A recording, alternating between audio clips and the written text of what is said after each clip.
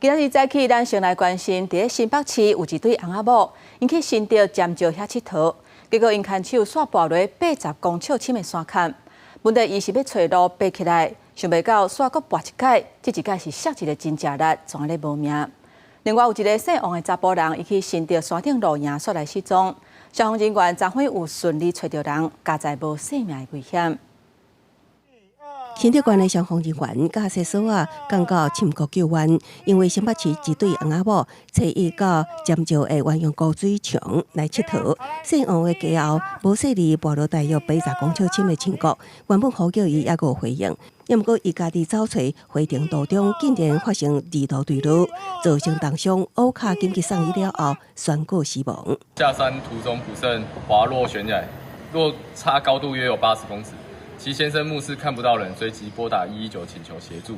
本局立即派遣监视分队2车5人出勤，并通报第2大队集结人力支援。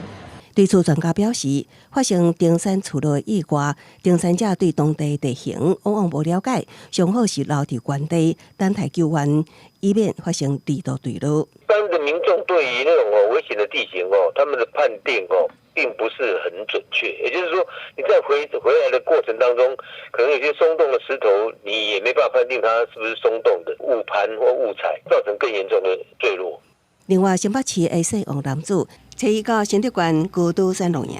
下到2点了后就失联，家属找伊透早报警处理，消防人员伫早起10点半左右顺利找到人，无大碍。 报案之后呢，就不要随便移动了。救援人员会迅速定位啦，定位只要锁定位置，我们是可以找得到。所以一定要的人找得到，平安无事就好。新竹县消防局提醒，从事登山活动，爱事先了解登山路线，也爱扎 GPS 设备等的救生装备，更较爱避免单独行动。若发生意外，千万唔通随意刷叮当，方便定位搜救。